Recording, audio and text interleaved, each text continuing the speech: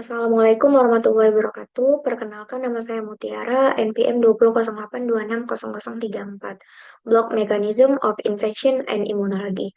Baiklah, di sini saya akan menjelaskan mind map saya tentang sistem imun manusia, di mana sistem imun adalah sistem yang berperan atau berfungsi untuk melawan mikroorganisme atau benda asing.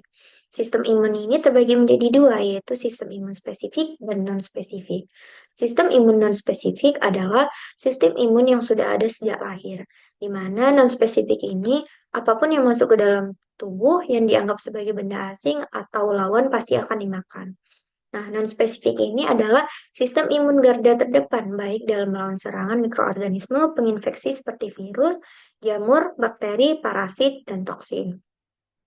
Klasifikasi yaitu ada beberapa, ada fisik, biokimia, humoral, dan seluler. Fisik yaitu yang nampak dari luar, ada di struktur dan rongga tubuh kita. Contohnya seperti kulit. Di kulit itu kan ada epitel. Epitel itu yang bertugas untuk membasmi atau melawan semua patogen yang mencoba masuk ke dalam tubuh kita.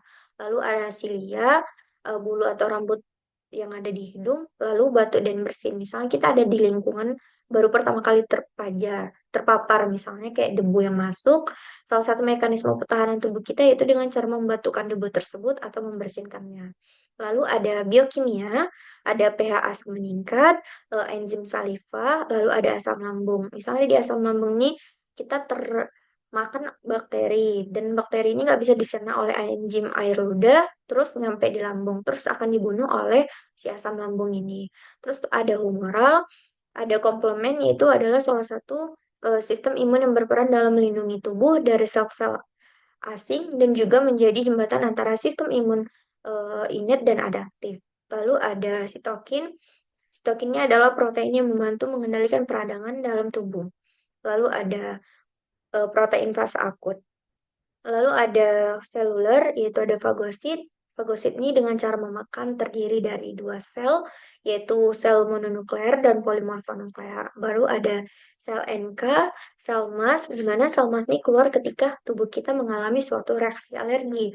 Lalu ada eosinofil, keluar ketika tubuh kita mengalami suatu reaksi alergi dan terkena infeksi cacing.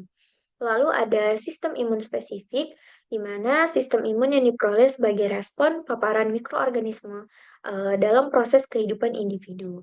Di mana spesifik ini dia udah bekerja secara spesial, detail, dan dia udah tahu lawannya, nggak seperti non spesifik tadi, semua dilawan oleh dia. Lalu klasifikasinya ada limfosit B atau sel B, itu untuk humoral, kalau seluler itu ada sel T atau limfosit T.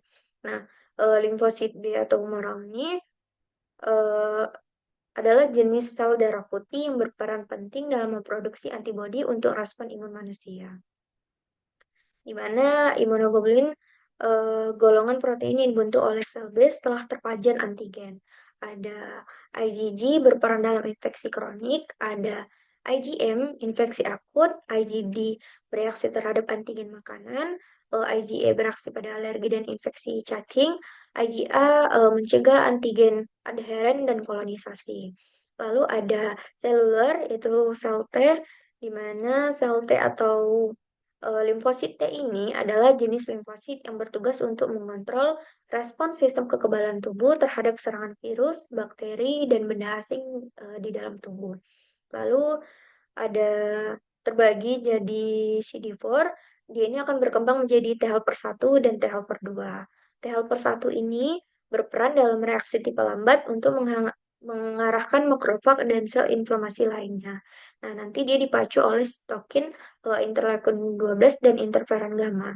Lalu T helper 2, dia nanti akan merangsang sel B untuk meningkatkan produksi antibodi. Nah, nanti dia akan dipacu oleh sitokin interleukin 4 dan interleukin 5. Lalu ada CD8 atau sel T sitotoksik, di mana dia memiliki fungsi untuk menghancurkan sel yang terinfeksi oleh virus, bakteri intraseluler, dan sel ganas. Lalu ada T helper 3, di mana dia akan menekan sel efektor, yaitu sel T dan sel B, dan mencegah respon dari sel T helper 1. Mungkin cukup sekian presentasi dari saya. Terima kasih. Saya akhiri. Wassalamualaikum warahmatullahi wabarakatuh.